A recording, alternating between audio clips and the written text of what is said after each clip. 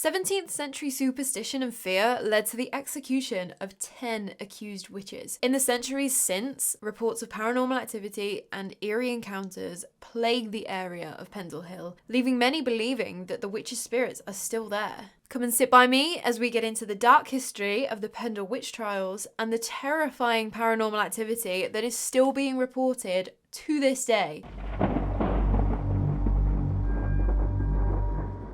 Hi friend, how is your day going today? Are you doing good? Are you staying hydrated? If you are new around here, hi, welcome. I'm Claire and I am a lover of all things morbid, mysterious and macabre. I have spent hours and hours absolutely enthralled in ghost hunting TV shows, paranormal YouTube channels, everything. But you know what I love more than the night vision cameras and the EVPs? I want to know the history behind a haunted house. Where do all of these urban legends come from? And the real, raw, personal ghost stories that people have experienced firsthand. And so that is what we are going to do. Every week we sit down and swap ghost stories like a good old sleepover. So if that's your scene, I would highly recommend subscribing so that you never miss one of our chats. There is loads to this story, even though it is set in the early 17th century. And we've got a court clerk to thank for that, as he recorded the entire proceedings in an official publication, which was called The Wonderful Discovery of Witches in the County of Lancaster. So let me set the scene for you. It's 400 years ago in the 1600s. King James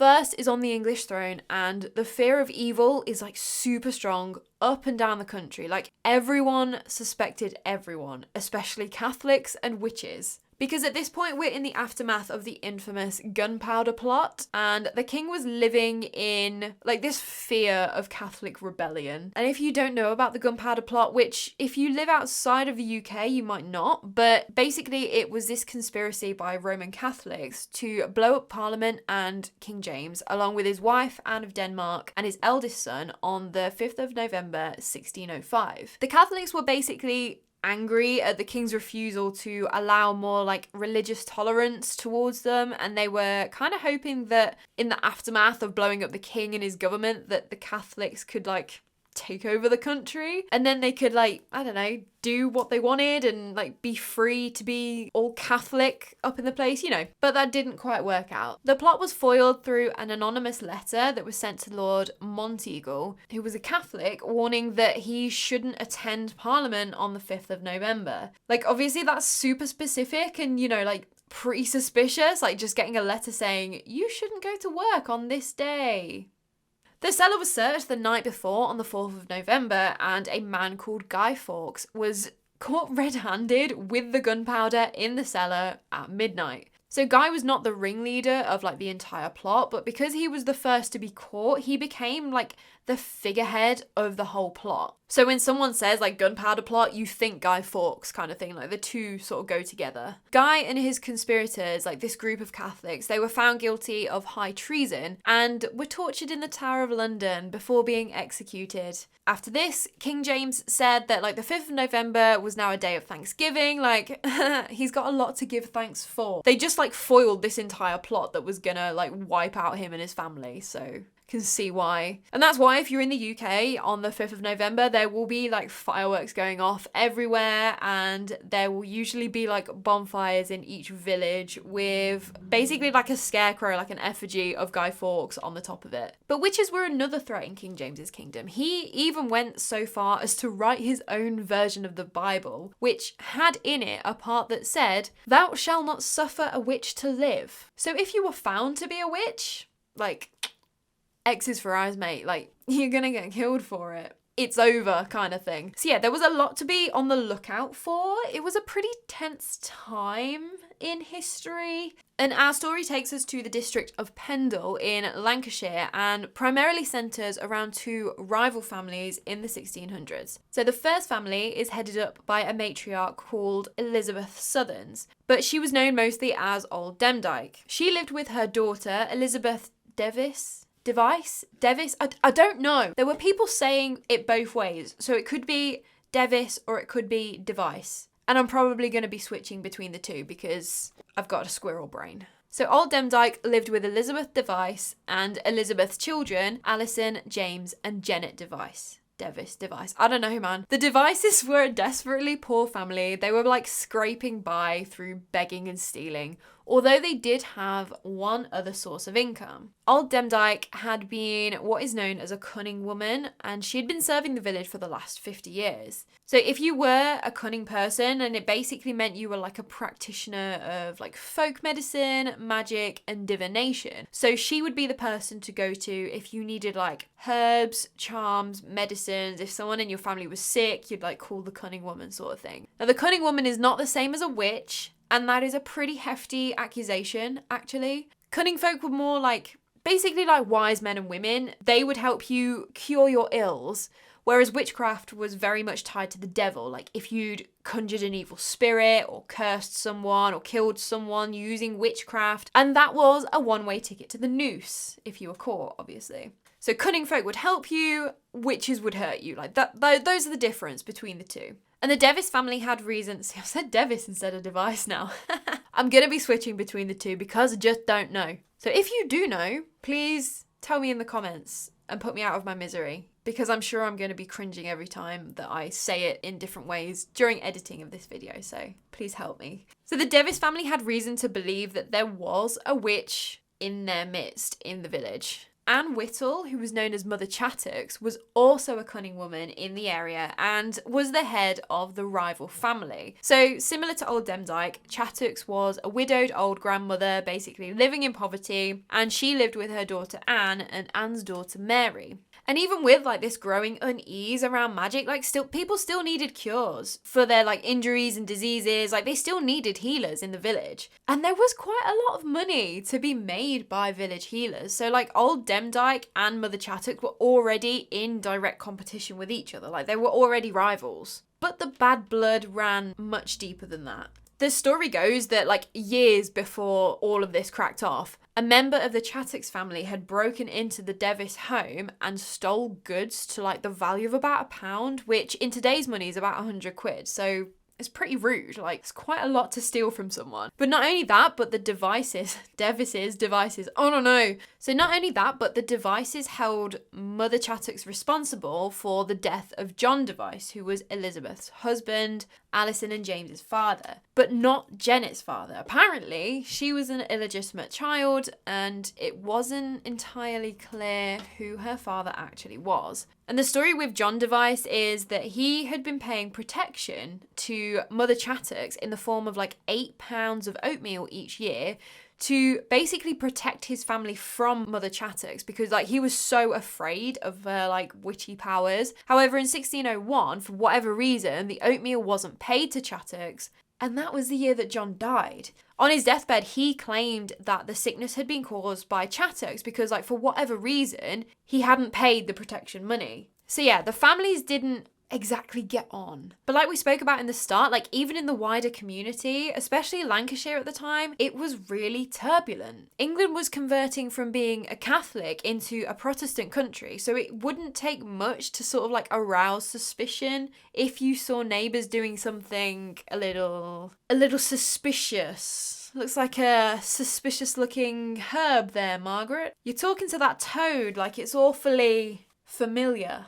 Terrible. And the penalty for being either a witch or a Catholic was death. And the two families were going to find out just how high those stakes were with what happened on the 18th of March, 1612. So, Janet's older sister, Alison, was walking down the pathway near Pendle Hill when she passed a peddler called John Law. And if you don't know, a peddler is someone that like goes from place to place selling things. Alison approached John Law and asked him for some pins. And back then, like, metal pins would have been handmade, so they would have been quite expensive. But John Law knew of the Devices and knew all too well about their financial situation, and there was no way that Alison would have been able to pay for them. So naturally, he just refused, saying, like, there was no way I'm going to get, like, this whole, like, big hulking pack off down my back to sell you such a small item. Like, away with you, child. Leave. As a beggar girl, like, this would have happened all the time. Like, people would have refused her all the time. But also, as the granddaughter of a cunning woman, and potentially a witch, she'd probably picked up all sorts of, like, magical words to curse someone in response to their rudeness. And according to Alison's later confession, a spirit in the form of a brown dog with like fiery eyes appeared by her side in that moment. And she claimed it was her grandmother's familiar, old Demdike's, named Ball. A dog named Ball, that's just like the cutest name ever. She also claimed that the spirit dog spoke in English to her, offering to lame the peddler for his insulting behaviour. So imagine her utter shock when this man,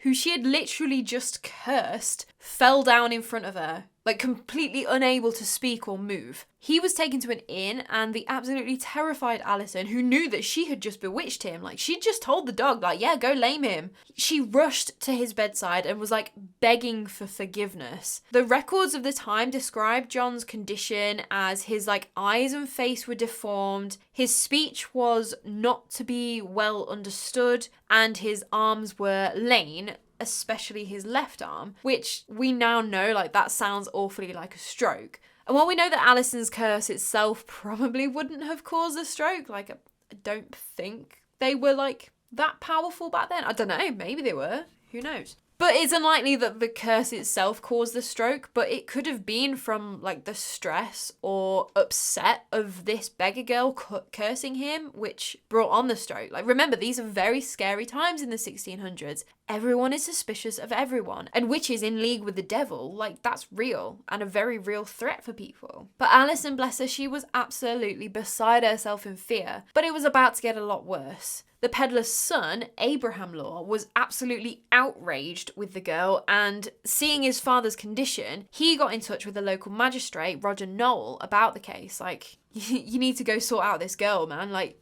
just like curse my dad and now he's lying in a bed. So back then, there were like justices of the peace that were dotted about, and these were men that you could go to who would like dispense the justice in the area. And some were pretty good at their job, others not so good. And then there were some magistrates that were just hardcore. Roger Knoll was Protestant, he was ambitious, and he knew that the key to like his career success was going to be in rooting out all of this evil that plagued his king's country, whether it was Catholics or witches. If he ridded the country of all of this evil, like King James was going to see him and be like, good job, bro. Here's land and a title, probably. I don't know. So as he began to investigate the case, the first place that he went to, obviously, was to interrogate Alison. And on the 30th of March 1612, Alison, her mother Elizabeth, and her brother James were called in front of Knoll. I don't know why Elizabeth and James were as well, but they were. By that point, the guilt was just eating Alison up inside, so she just confessed to everything. She told him how she had sold her soul to the devil and had set her grandmother's spirit dog, like familiar, on John Law to lame him. Like, she just came out and said, yep, I cursed him. But she also took this opportunity to throw old Mother Chattox under the bus too, by claiming that, like, yeah, okay, I cursed John Law, but she also bewitched and killed 4 people. And her daughter Anne had been seen making clay figures. And like clay figures, they were not children's toys. Like clay figures would have been used like voodoo dolls, basically, to cause injury to the person that like the clay figure represented. So it was a pretty big deal to be accused of making clay figures. James, Alison's brother James, did his sister dirty though by claiming to Roger Knoll that Alison had confessed to bewitching a local child to him. Like nothing even to do with John Law. Like we're just bringing a child into this now. And then it gets wild, okay? Like the accusations get wild. Elizabeth told the magistrate, Roger Knoll, that her mother, old Demdike, had a mark on her body. So Roger Knoll, like when you say that someone has a suspicious mark on them, in those times, like he took this to be like a devil's mark, which was physical proof that the woman was a witch. After the Devis family just completely seemed to implode on itself with like everyone accusing everyone, Roger Knoll's next move was obviously to question this Chattox family that had been brought up to him and old Demdike himself. And that happened on the 2nd of April, 1612. Demdike owned it though. Like she claimed like, yep, sure, I'm a witch. I sold my soul to the devil 20 years ago. And so did Chattox, saying that she had given her soul in order to not lack anything and to get any revenge that she desired. Both Demdike and Chattox, like they were blind and in their 80s by this point. Like they just did not give a flying one. They were like, yeah, sure, I'm a witch. Lock me up. Mother Chattox's daughter Anne, though, she wasn't about to completely throw her life away like the old women, and she didn't make any confession to witchcraft. Old Demdike was not going to let her get away with it that easy, and was like, yep, Your Honour, I saw Anne making these clay figures. I will back up whoever it was. I think it was Elizabeth that said it. So accusations are just flying left and right. They're obviously, the two rival families are just going at each other, but then also the family is going at each individual in the family. It's all a bit of a mess, just accusations flying everywhere. Roger Knoll is in an absolute frenzy. Like, this is not just the simple case of bewitching from the poor beggar girl anymore. He had just uncovered this nest of heathen witches that he was going to be able to eradicate, and King James was going to love him for it. Like, this was brilliant for him. So after all of these confessions, Alison, Old Demdike, Mother Chattox and Anne, they were all rounded up and shipped off to Lancaster Castle, where they were going to be imprisoned for like 4 months until their trial. So they were just locked up and left to rot while the rest of the family were just like, okay, now what? We've just like lost half the Device family. And I mean, I don't know what you were expecting, like hurling around all of those accusations about people, but what do I know? Anyway, with so much fear around like conspiracies of assassins and plots of high treason, King James had turned to his Protestant religion to help root out all of the disloyal subjects in his kingdom, to sort of like try and catch these people out before they had the chance to do any harm to him, sort of thing. So along with his Bible instructing people on what exactly to do with witches, King James had even gone so far as to write a book about demonology, all about hell and demons and like what to do about it, basically. And so he was going in on the witches and the Catholics. On Good Friday in 1612, if you were a good, loyal Protestant subject, then you should have been at church to take communion. And anyone who didn't, well, that meant that you were obviously a Catholic or a witch, and then you could be dealt with. So you'd think that anyone that valued their life would be in church, right? Especially anyone who had recently felt the extent of the law in Lancashire and who would, right at that moment, have family members locked up in Lancaster Castle. Elizabeth Device, what are you up to? Why are you not at church? She was not at church. She decided to have a little gathering at the family home, a little soiree. And to feed all of these guests, Janet's brother stole a sheep from a neighbour. So not only did the family not attend church, but they also had guests over a pie instead, and stole a sheep. Roger Knoll hears this rumour that there is a gathering at the Device family home, and regardless of whether it was just like an innocent Easter party or a meeting to discuss a plot to use witchcraft to break out family members, obviously Knoll immediately suspects that it's a meeting of witches. Like, what else could it be, really? It reminds me of that sketch show that used to be on CBBC. Like, I think it was called like Sorry I've Got No Head or something. A witch! She's a witch! So he shows up to the house along with his men and accuses them of meeting up to do witchy things. Everyone is arrested, including Elizabeth and James Device and other people that had already left the party that were implicated by their friends. Like, cheers, mate. I just dropped by to, like, show support and left a little bit early, but okay. So this is where Janet Device, like, really becomes the epicenter of this quite tragic story, really. So Janet had been at the party on Good Friday, but she wasn't arrested because in King James's demonology book, he said that witchcraft was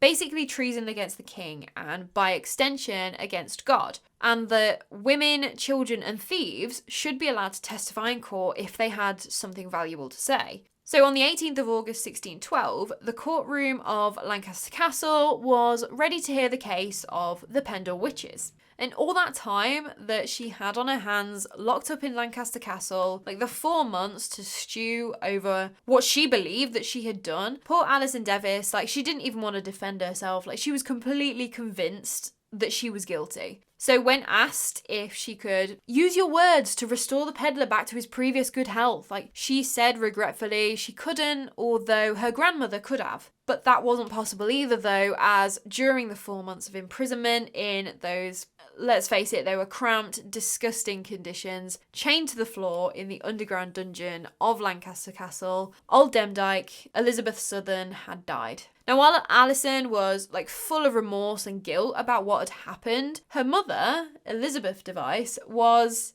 completely the opposite. She was furious and kept protesting that she was innocent to the jury. She was absolutely distraught when her daughter, Janet Device, was brought in to testify against her own mother. Like, obviously seeing her mom in the defendant stand, the poor girl just she burst into tears and pleaded with the judge to take her mother away, before she spoke. Once Elizabeth was out of the room, Janet apparently jumped up onto a table and calmly denounced her mother as a witch. As if it was the most normal thing in the world to tell a judge that your mom is working with the devil. Apparently she was just calm as anything. She accused her mother of using a brown dog to do her evil work, including killing people, which sounds awfully familiar to that brown dog that Alison had said lamed the peddler, right? Could you imagine if it was just this stray dog that was just following the Devices around? And they were like, yep, that must be a witch thing now. Okay, we have a familiar. Janet then went on to describe the Good Friday party, where, according to Janet,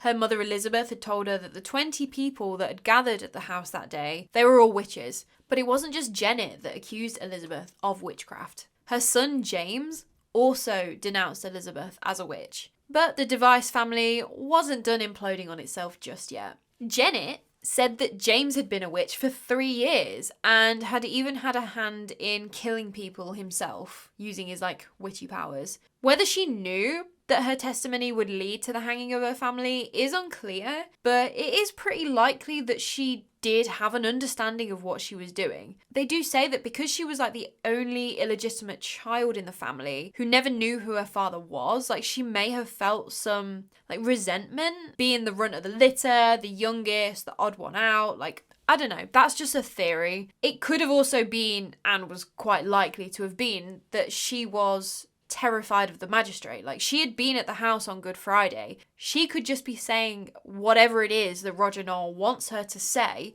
in order to save herself from being hung. I mean, I assume that the magistrate wouldn't have been above hanging children at the time.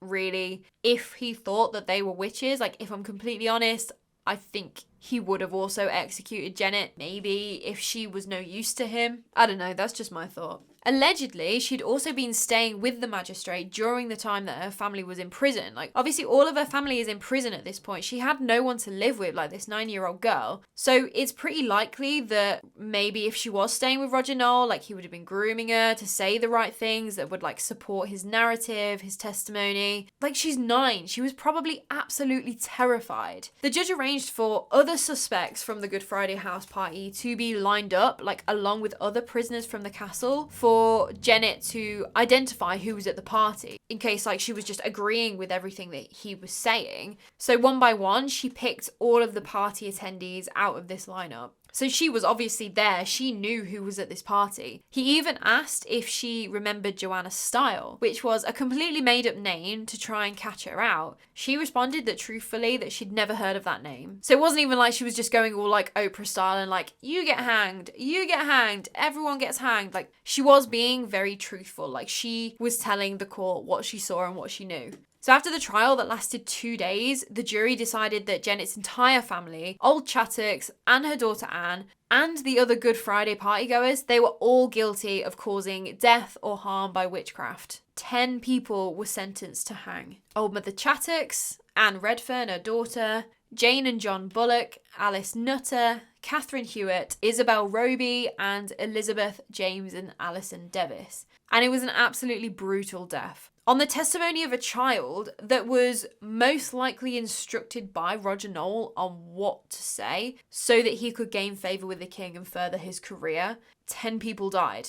I mean, I'm sure more than 10 people died throughout his career, but just in this one trial, 10 people were sentenced to hang. The day after the trial, the condemned were brought to the Gallows Hill in Lancaster, which is now part of Williamson Park, which is a hill that sort of rises over the city. One by one, the so-called witches were made to climb onto the gallows and have the noose placed over their necks. And they would have been subject to a cruel and painful death The way they were hung, there wasn't enough force to break their necks, so they would die by slow, excruciating strangulation, sometimes taking up to 15 to 20 minutes to finally, mercifully fall silent. It's likely that Janet would have been present at her family's execution as well. I mean, like, Roger Knoll wouldn't miss that opportunity, I'm sure. But imagine, like, looking into the eyes of your mother as she slowly choked to death, knowing that you were the one that put her there. Like, at 9 years old, I was still playing with toy horses and reading Harry Potter,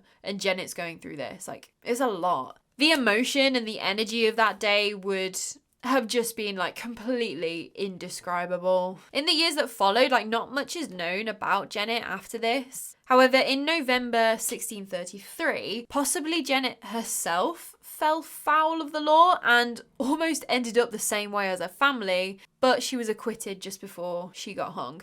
It's unclear whether it was the same Janet that condemned her family in 1612 or if it was another woman claiming the same name. We don't know. Other than that, there is no further record of Janet Device. So that was a lot, right? That was a lot. A lot of senseless bloodshed, suspicion, murder. I'm going to call it murder because it was. It's no surprise that the spirits of these so-called witches that were wronged all those years ago are still felt today. But the hill that looms over the area where this all took place, where they lived, Pendle Hill, also has its own dark history attached to it. Because of its proximity to one of the most infamous witch trials in British history, it is rumoured that the hill has been the site of satanic rituals. We all know how they go.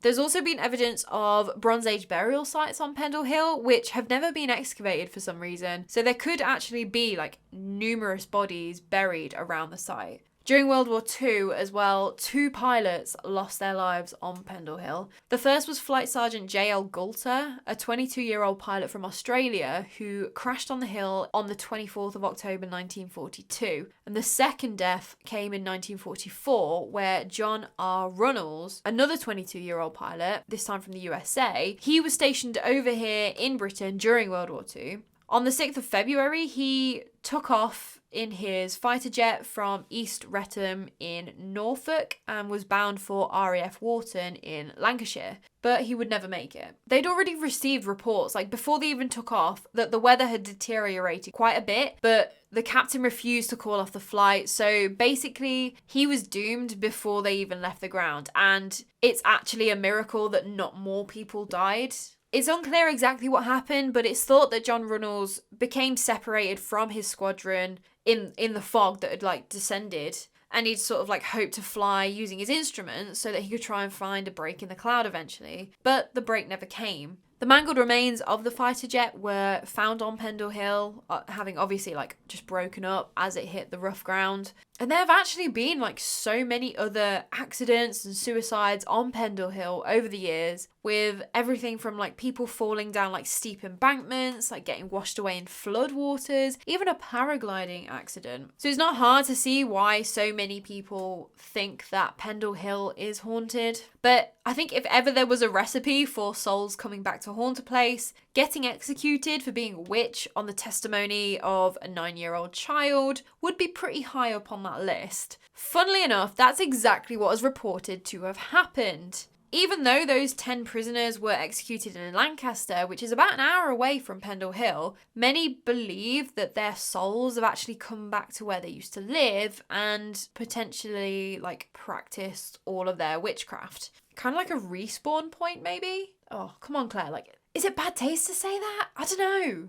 It's kind of though, isn't it? Many local people refuse to set foot on the hill at night, with loads of reports of like shadowy figures happening all the time. People that experience these apparitions are said to become filled with rage, and some get the feeling like they are being choked by an unseen force. There are also lots of stories of people experiencing lots of other like paranormal phenomenon, like drops in temperature, disembodied voices, strange smells, and then that weird one of like the ominous feeling like you're being watched. One paranormal investigation group were conducting an Ouija board session on the alleged foundations of the old family home of the Devices at Malkin Tower. And I say alleged because there's no solid proof of where their home actually stood, as it was said that it was demolished like not long after the family were wiped out, basically. But historians have theories about like where the cottage once stood, and this group of ghost hunters were in one of those like particular places.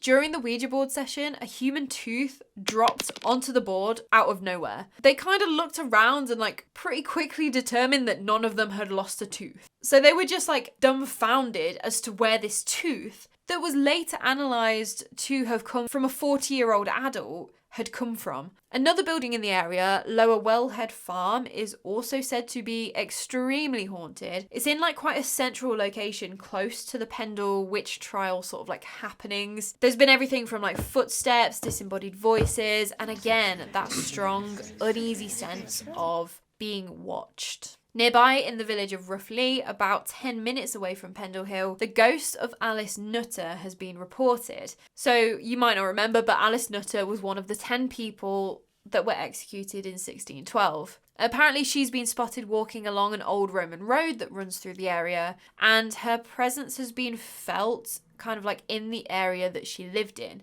Another story that's been passed down and like kind of become part of local folklore is the apparent sighting of her in the early 1800s. The story goes that like late at night, a group of men were leaving the pub in Roughly when they saw a woman in like a black cloak standing at the side of the road. But that could have just been a woman in a black cloak. I don't know why they thought it was her, but they thought it was her anyway, so I put it in. Whether she still roams the area or not, there has been a statue dedicated to her and the other victims of the witch trials, which sits on Blacko Bar Road. There are so many paranormal stories in the towns that sort of like surround Pendle Hill that we could have kept going forever. Like I could have just like kept jumping from like one town to another. But I wanted to make this episode like a true deep dive into the witch trials themselves and the hauntings related to them and the hill specifically. Because in all honesty, like they deserve it. It's such a fascinating story, and I spent so much time researching this one. It's just so tragic that it kind of gives you like an insight into how sort of like frenzied the witch trials in the 1600s were, like especially in England. But don't worry, I'm sure it won't be too long before I circle back and maybe tell you a few more ghost stories from up that way. And so many people report that like just Pendle Hill itself has such an eerie feel to it. And with all like the reports and evidence from paranormal investigations, I think that it does stand up by itself as a haunted location on its own without bringing other stories from surrounding towns into it. Like they could just be an episode on their own sort of thing. But what do you think? Have you ever felt something on Pendle Hill or heard of the stories about the hill, the witches, or like other haunted locations nearby? Please let me know your thoughts down below. I absolutely love reading other people's ghost experiences. I think the story of the Pendle Witch Trials is just absolutely horrific, and it just goes to show like how easily things could spiral and you could just lose your life. With the paranormal activity, there's like no doubt that people have experienced like supernatural things around the area, but it was quite difficult to find like just people's personal experiences outside of like ghost hunting groups. And obviously like Most Haunted, they did like 3-day coverage like back in 2005.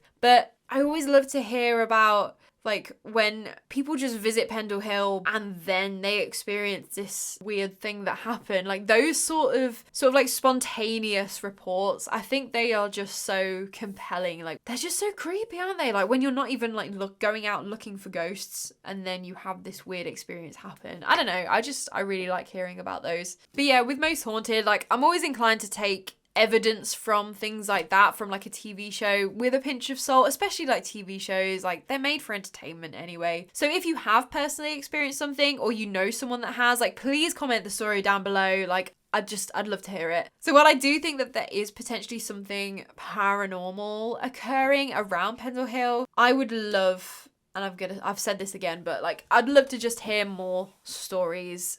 But if you enjoyed this story, I would be forever grateful if you would hit the like button, and I would love to see you back here for another story sometime. So I don't know, maybe if you fancy it, you might want to subscribe too. But that is all from me today. I cannot wait to chat with you more tomorrow.